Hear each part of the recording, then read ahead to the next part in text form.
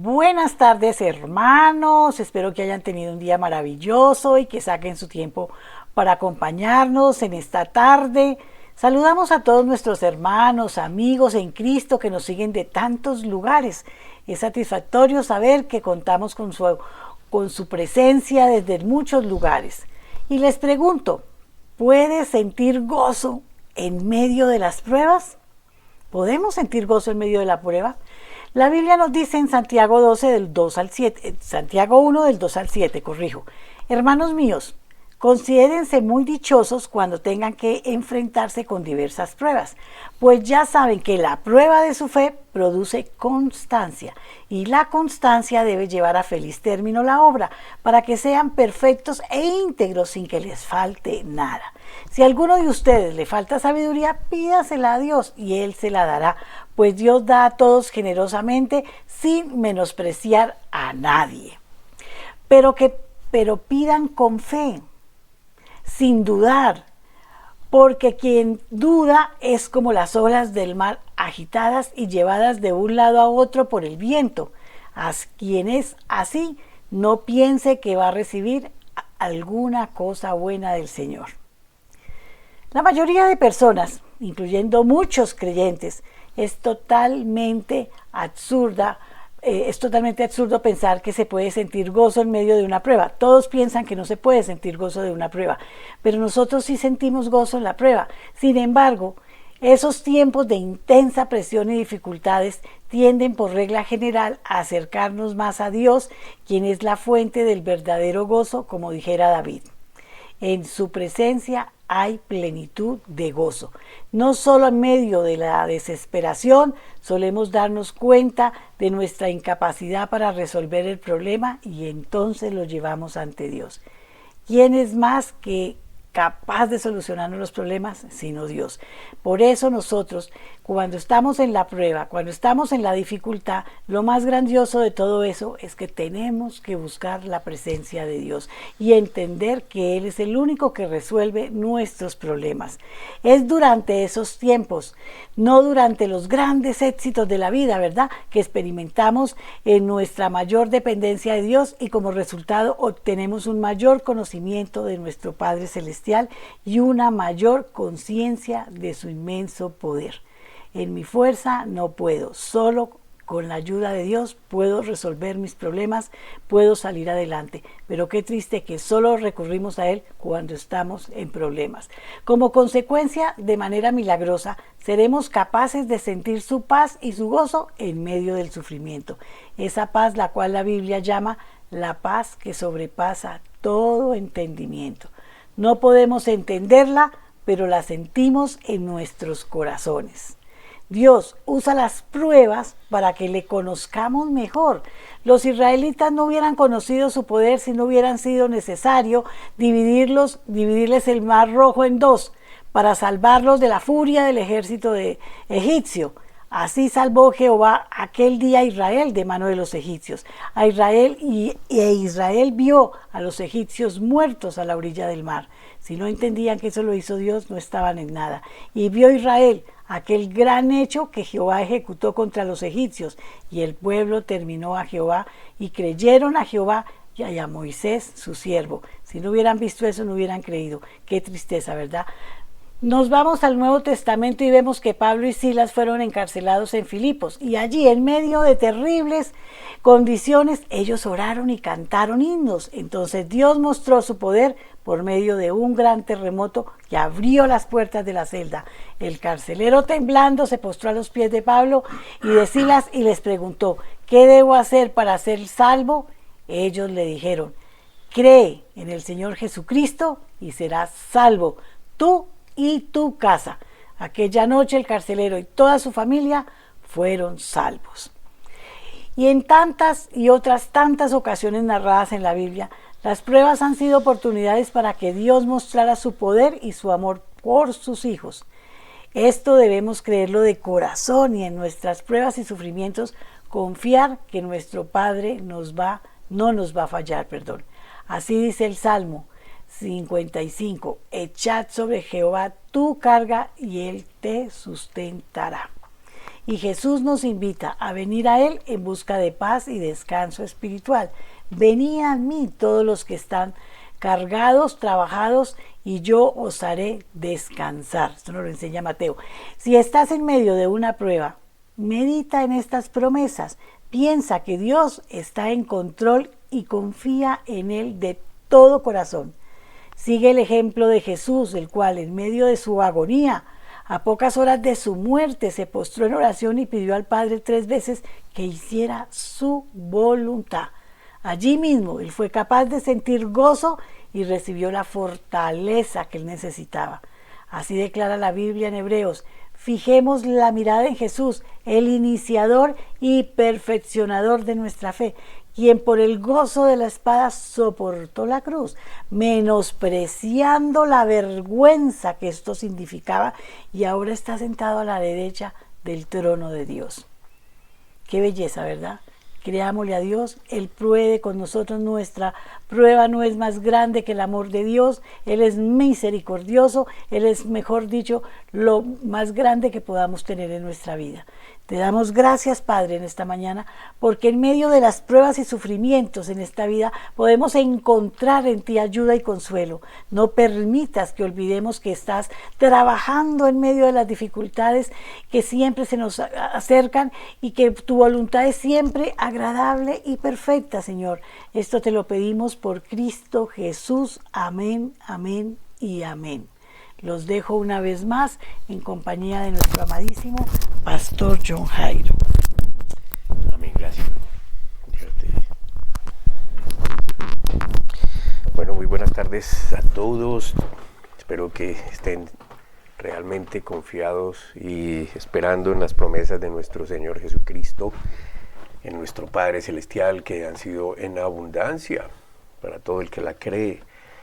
El problema es si los creemos o no, si realmente asumimos que la palabra de Dios es real, si la Biblia es la palabra de Dios. Entonces pues podemos usarla como el método para fortalecernos, para edificarnos, para solidificarnos en esa fe y hacer una fe de estas inconmovibles, de esas que simplemente se sabe para dónde se va y no importa lo que suceda al lado y lado, sabemos que Dios está allí.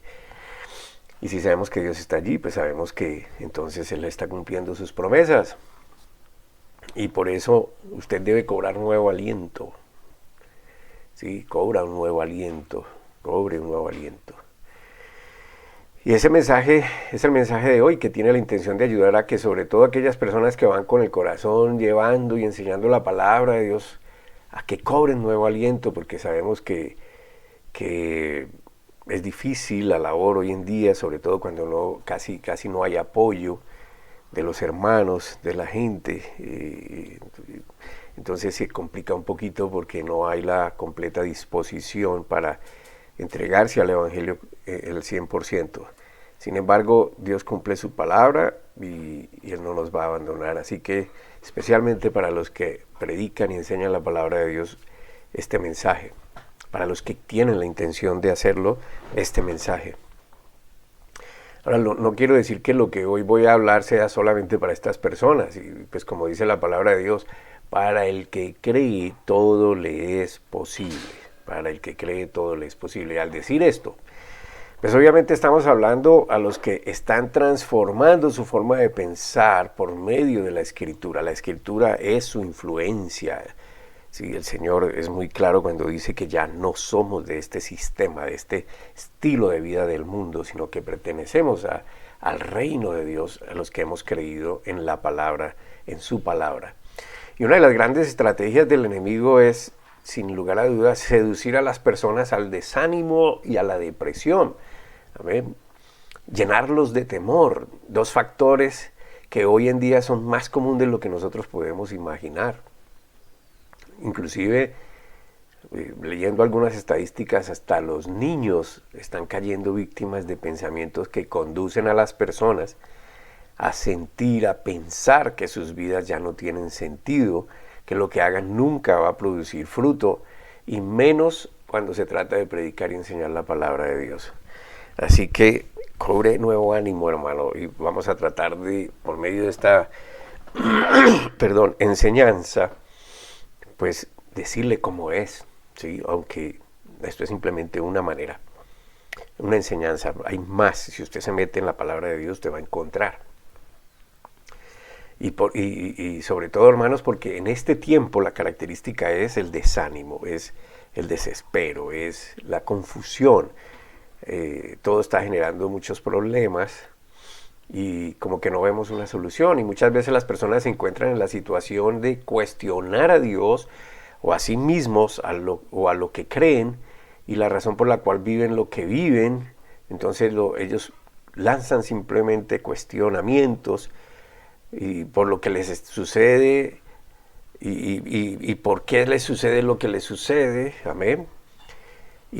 Pero los que conocemos la voluntad del Padre y de Jesucristo sabemos que Él nos ama, que sabe por lo que nosotros podemos estar pasando y no se asusta o frustra porque nos podamos sentir así de vez en cuando. Por eso esta palabra que hoy voy a referirles, le pido la guarde en su corazón, medite en ella, la traiga a sus pensamientos constantemente, le pida a Dios sabiduría. Amén. Y como he venido pidiendo últimamente en las últimas enseñanzas, por favor, si no tiene el hábito, créalo, constrúyalo de anotar las escrituras que vamos a citar hoy, de volver sobre ellas para que medite y tome una libreta y escriba qué me está diciendo el Señor, cómo puedo usar esto en mi vida. Amén. Es muy importante, hermanos, porque el Señor hoy más que nunca es la necesidad de los hombres, aunque los hombres no reconozcan. Una de las cosas que necesitamos nosotros conocer del Señor Jesús es la razón por la cual Él vino a este mundo. Y la Biblia dice en Marcos capítulo 10, versículos 45 al 47, Marcos 10, 45 al 47, gracias, amor. Dice, y escuche bien, esté atento porque de aquí parte todo. Porque el Hijo del Hombre no vino para ser servido, sino para servir y para dar su vida en rescate de muchos. Entonces vinieron a Jericó y al salir de Jericó, él y sus discípulos y una gran multitud, el ciego Bartimeo, hijo de Timeo, estaba sentado junto al camino mendigando. Cuando oyó, es Jesús Nazareno, comenzó a dar voces y a decir, Jesús, hijo de David, ten misericordia de mí. Y muchos le reprendían para que callase, pero él clamaba mucho más, Hijo de David, ten misericordia de mí. Entonces Jesús se detuvo y dijo, llamadlo. Y llaman al ciego, diciéndole, anímate, levántate, te llama. Ahora, yo le pido que fije su atención a la actitud del ciego. Es una persona que está allí simplemente esperando misericordia, bondad de la gente, amor de la gente, vive de eso, no tiene forma de trabajar, de defenderse, y él está allí, sin saber quién pasa por delante de él. Un ciego, una persona que no puede ver, y aun cuando solo tiene los otros sentidos, no por eso está existiendo simplemente. La Escritura es clara en registrar que fue quien oyó que era Jesús el que venía por el camino, y cuando oyó de Jesús no tuvo temor de gritar para llamar su atención. Había escuchado quién era Jesús. Jesús, hijo de David. Amén. Había entendido que este hombre era diferente, que era especial. Había entendido que Jesús podía ayudarlo. ¡Wow! Tremendo. ¿Por qué tiene tanta relevancia esto? Pues sencillamente porque nosotros hoy escuchamos más que antes de Jesús, pero la gente está indiferente a Jesús. ¿Quién es Jesús? La gente no quiere saber quién es Jesús. La gente no cree lo que fue capaz de hacer Jesús. Y este hombre que está marginado por la sociedad, que vive de la misericordia de la gente, apenas escucha Jesús de Nazaret, entiende quién es y comienza a clamar y a llamar. tratando de llamar la atención. También creo yo que escuchó lo que acaba de decir Jesús sobre su propósito al venir a este mundo. Así que no se dejó intimidar. ¿Y cuál era el propósito? Venir a servir. Entonces alguien que entiende, si Jesús vino a servir, pues voy a ver en qué me puede ayudar, en qué me puede servir. Así que él comienza a gritar, no se deja intimidar, y tenía una oportunidad con este hombre de cambiar su situación, su lamentable estado, y lo aprovechó y lo hizo porque yo estoy convencido, estoy seguro, lo que todos tenemos, pero que muchos no usan, la fe de que Jesús puede hacer lo que los hombres no. Y él insiste e insiste sin importarle la actitud de los demás, sin importarle que el manto que tenía marcaba su condición de incapacidad. De hecho, dice la Escritura que él lo arrojó para acercarse a Jesús. Y luego en el versículo 51 dice la Escritura, respondiendo Jesús le dijo, ¿qué quieres que te haga? Y el ciego le dijo, Raboni, que quiere decir maestro, que recobre la vista. Y Jesús le dijo, anda, tu fe te ha salvado. Y al instante recobró la vista y lo seguía en el camino. Piense un momentico en esto. Mientras usted piensa, yo tomo algo calientico. Jesús vino a servir, no a ser servido. Y de esa manera nos quiere actuando a todos, pero en la fe de Él, la fe que no se detiene, que no espera nada a cambio, que no está atado a las circunstancias, sino que desata la bendición. Una fe que sabe que tiene un respaldo del Dios Todopoderoso, el que todo lo sabe, el dueño de todas las cosas, y sin importar, va a hacer el servicio que tiene que hacer. No se detiene. Amén. No hace cuentas, no hace cálculos. No se pone a pensar dónde va a dormir, no se pone a pensar cuánto le va a costar, no se pone a pensar qué va a comer, qué ropa llevar. Simplemente va y hace, porque sabe que su Padre Celestial le va a proveer. Ahora note también que nadie necesitó predicarle al ciego sobre la sanidad. Tampoco necesitó que nadie se acercara a imponerle manos para sanarlo. ¿Qué fue lo que necesitó? La oportunidad, el tener a Jesús. Creyó en Jesús, en su poder, en su amor y en su misericordia. Y por esa fe no solo obtuvo su vista de nuevo, sino además también su salvación. Tu fe te ha salvado, dijo el Señor. Salvación. Si entendiera la gente lo que es la salvación. Usted mismo puede cambiar su situación por su fe en Jesucristo. No busque la solución en las entidades humanas, en las personas. Busque su solución en la fe en Jesucristo, en que Él lo puede hacer, en que Él vino para servirle a usted. Y esto es mucho más grande de lo que nosotros podemos imaginar, hermano. Pero el asunto es que usted tiene que saber a qué vino Él y cómo lo afecta a usted que Él haya venido al mundo. Usted tiene que activar su fe en las promesas y hechos de Dios en la Biblia. La Biblia es el libro, es la escritura, es la palabra de Dios que quiere que nosotros conozcamos para poderlo conocer a través de ella a Él. Entonces, usted tiene que activar esa fe. No es lo que usted cree, no es lo que usted opina, sino en lo que Él es, en lo que Él quiere, en lo que Él ha hecho.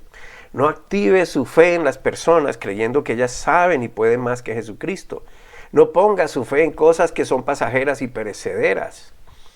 Ahora déjeme exponerle otra escritura que sobre todo en la semana que acaba de pasar, la Semana Santa, muchos hacen esta práctica para enseñar a la humildad y el servicio de Jesús, lo cual no está mal, pero a mi modo de ver, deberíamos mejor enseñar los beneficios que esto trae, enseñar el verdadero mensaje que hay aquí implícito. Vamos por favor allí a Juan capítulo 13, el Evangelio de Juan capítulo 13, y vamos a leer de los versículos 1 al 5.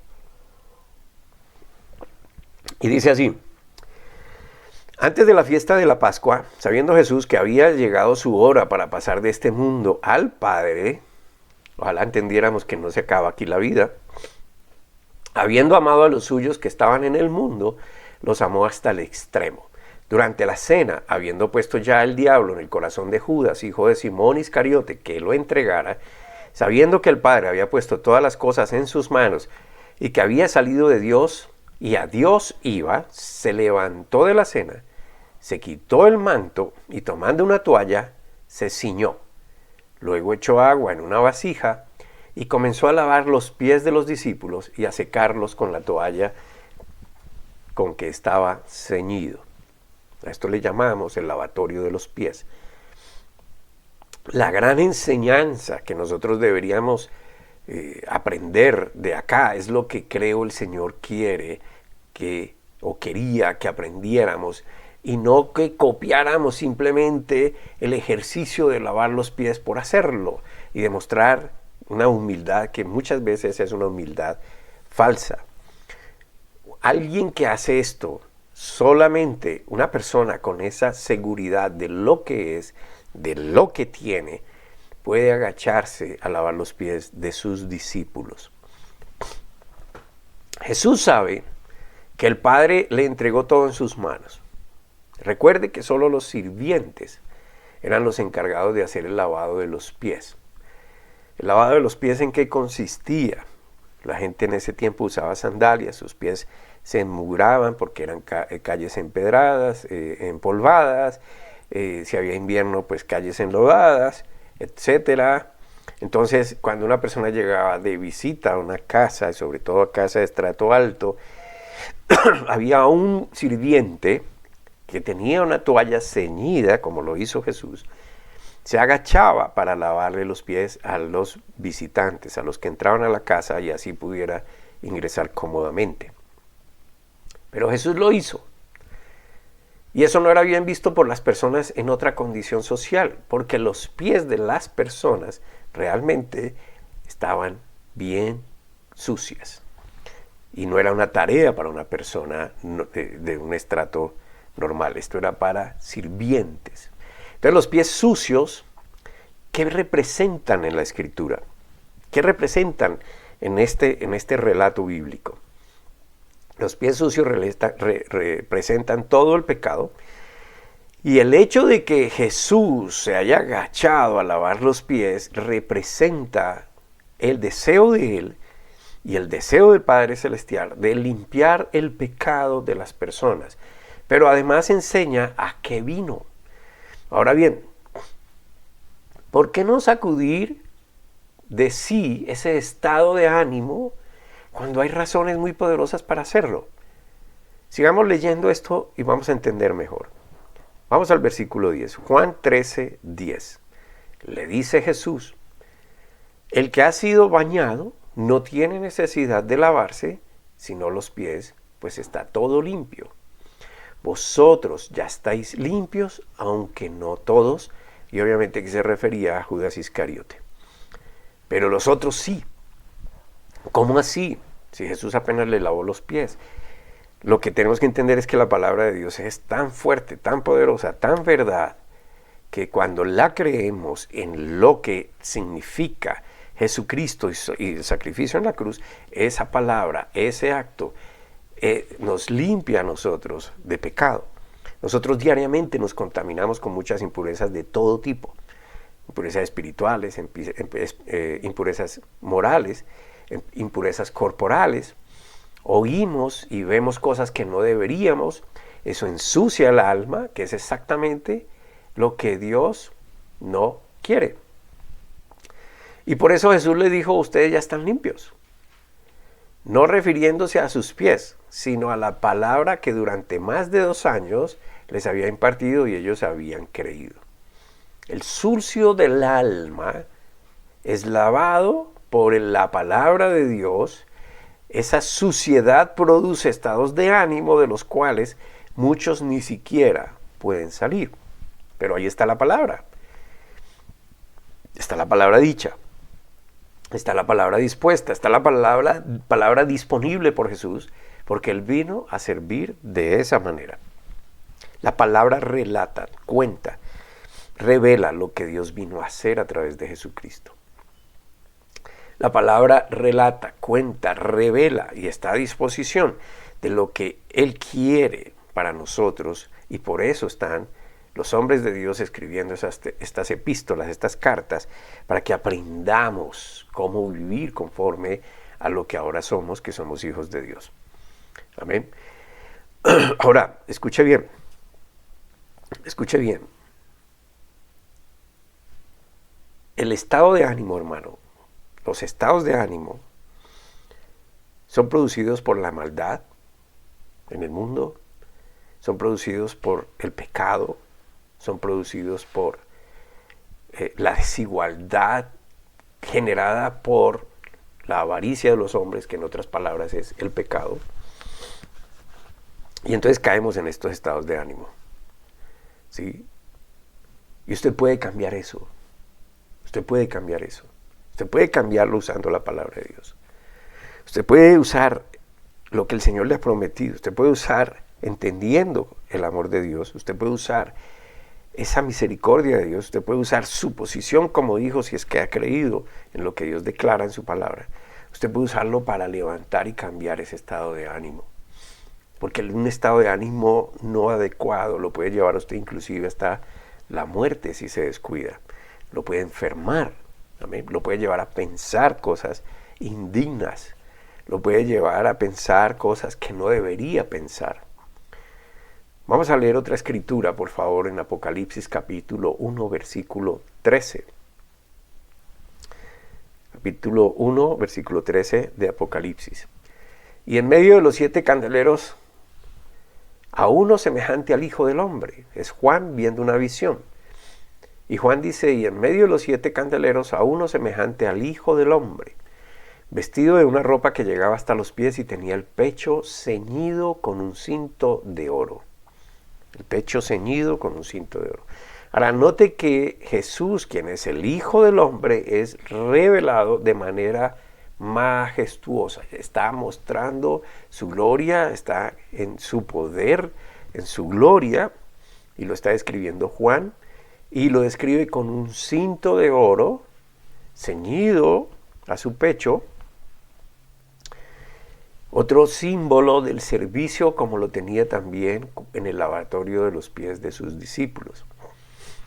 La diferencia es que en este cuadro Jesús ya está coronado de gloria, está vestido de majestad, pero aún así, ¿qué está haciendo? Sentado a la diestra del Padre para servir a los hombres con todos los recursos que ya tiene a su disposición en favor de nosotros, los hombres, la humanidad, con todo lo que significa su posición. Él está intercediendo. Amén. Intercediendo por usted, por mí. Él lo está haciendo todavía. Su misión es servir. Ahora, el problema es que muchos quieren seguir siendo como lo fue Pedro. ¿Qué hizo Pedro? Volvamos a Juan, capítulo 13, versículo 8. En Juan 13, 8, y Pedro le dice, cuando Jesús le dice, te voy a lavar los pies, y Pedro le contesta, jamás me lavarán los pies. Jesús le responde, si no te lavo los pies, no tienes parte conmigo. Entonces a veces nosotros tenemos esa actitud de Pedro. Queremos seguir en el mismo estado, en las mismas condiciones, llenas de pesadumbre. Queremos usar nuestra capacidad, nuestra falsa humildad. Tú no lo hagas, yo lo hago. Yo me sacrifico, tú no te sacrifiques. Amén. Y no acudimos a quien lo puede hacer, no acudimos a quien ha dado todas las bendiciones, no acudimos a quien ha pagado por los demás, ha demostrado su amor, no acudimos a Él para recibir esas bendiciones. Queremos usar nuestra propia prudencia, nuestra propia inteligencia, nuestra propia sabiduría, nuestra propia capacidad, y sencillamente no lo podemos lograr. Mi querido hermano, mi querido amigo, el mensaje de hoy es corto porque quiero, y mi intención es que usted piense, medite, no extendernos en mucha palabra, sino que lo que nos está enseñando el Señor hoy, lo usemos a favor nuestro, porque eso es lo que Él quiere. Amén. Usted es el que necesita lo que Jesucristo le quiere dar. No es Él el que necesita que usted haga por Él, porque usted no es Dios y Él es Dios. Y Él sabe, y usted no sabe todo lo que sabe Dios. Él puede, todo lo puede. Usted no puede todo lo que Dios puede. Y Él quiere servirle a usted y sigue sirviéndole a usted. Así que usted es el que necesita lo que Él quiere hacer por usted. Saque provecho de esas bendiciones por medio de la oración, el estudio, la meditación de la palabra. No mire la palabra de Dios, no mire la oración como algo pesado, como una carga, como algo. Ahí está la vida. Recuerde que Jesús le dijo a los discípulos, ¿cómo se llaman? A estas personas, hombre, se me olvidó la palabra. A los que estudiaban y enseñaban la palabra, y Jesús les dice, ustedes indagan en las Escrituras como si en ella estuviera la vida. Y sí, ahí está la vida. Amén. Ahí está la vida. Pero nosotros no entendemos esto. Nosotros creemos que la Biblia es un libro religioso más, difícil de entender, y por eso la gente no lo lee. Y no entienden que Jesús quiere revelar esa palabra, y obviamente usted tiene que ir creciendo a medida que la va leyendo. Eso es como una etapa de educación. Usted cuando quiere aprender algo va porque necesita saberlo, no porque usted ya lo sabe y entonces quiere reafirmar. No, usted va a aprender y Él le va a enseñar, y eso es un proceso. Amén. Ahí está la vida. Acérquese a Él, y esa es la manera de acercarse a Jesús, por medio de su palabra. No hay otra manera. No es a través de ritos y cultos que estamos dispuestos a hacerlo, y sacrificios y cosas. Esa no es la manera. Eso es lo que nos han enseñado. Pero la manera de acercarse a Jesús, de conocerlo y de recibir sus bendiciones, es a través de la palabra. Es estudiándola, es meditando en ella, es concentrándose en ella, es dándole vueltas a ella, pidiéndole sabiduría a Dios para saber cómo actuar en esta vida, cómo defendernos en esta vida, sabiendo que Él está allí. Él es nuestro escudo, Él es nuestro castillo, Él es nuestra provisión, Él es nuestro pronto amparo, como dice la palabra. Él es el que sabe todas las cosas, Él es el que está dispuesto a guiarnos, Él es el que quiere quitar las cargas de nosotros, el que quiere cambiar nuestra condición paupérrima de vida. Él es el que quiere que pensemos en lo positivo, en lo bueno, en lo digno de gloria. Él es el que quiere llenarnos de su paz. Acérquese a Él y expóngale todo lo que hay en su corazón, suélteselo, dígaselo. Deje que su amor, el amor de Dios, comience a consolarlo, que su poder haga por usted lo que Él quiere hacer a su favor. No desperdicie la oportunidad. Haga como el ciego, esperando que estaba allí a la merced de los demás. Pero apenas vio su oportunidad, se acercó, gritó, soltó lo que tenía que soltar. Jesús, ayúdame. Y Jesús le pregunta, ¿y qué quieres que te haga? Pues era obvio. ¿Pero por qué la pregunta? Porque Jesús quiere que las personas activen su fe en Él. ¿Para qué se acercan a Él? ¿Tú quieres que yo te sirva? Dime cómo. Dímelo. No es porque Él necesite oírlo, porque Él lo sabe todo. Es porque Él necesita que usted entienda que puede creer y confiar en Él. Acérquese a Él confiadamente y espere. No sea apresurado, espere. Puede que el milagro que Él quiera dar, la respuesta que Él quiera darle sea inmediata. Puede que no, pero tenga la confianza en que Él sabe lo que hace. Amén. Mi hermano, hoy es así de corto, pero espero que le sea de provecho. Amén. Espero que usted saque ventaja de lo que el Señor le permite conocer, de su voluntad. No se quede en ese estado de ánimo, en esa caída, en esa confusión, en esa tristeza, en esa ansiedad, en esa pesadumbre, en esa confusión. No se deje engañar por lo que le muestra el mundo. Confíe en el Señor, crea que Él quiere algo mejor para usted. Hay muchas escrituras donde Él dice que vamos a pasar por pruebas. Pero ahí mismo dice que en esas pruebas Él está con nosotros, que no tengamos temor. Así que las pruebas vienen. ¿Qué quiere decir pruebas? Dificultades de diferente índole, enfermedades van a venir. Pero usted manténgase firme en su fe y Él lo va a ayudar. Amén. Aquí están nuestros datos. Si usted quiere escribirnos, escríbanos, por favor, aquí, a esta dirección. No me escriba a YouTube, no me escriba a las redes sociales. Escríbame aquí. Con mucho gusto le responderé. Y que Dios bendiga conforme a su fe, conforme a su bondad, y multiplique su bondad en cuanto a ayudarnos se refiere. Padre, te doy gracias por tu palabra, por enseñarnos, por corregirnos, por instruirnos, por animarnos, por darnos la salida, por decirnos cómo es. Señor, permite que nosotros podamos entender, quita el velo de nuestro entendimiento y que podamos vivir con esa fe de Jesucristo. En el nombre de Cristo Jesús. Amén.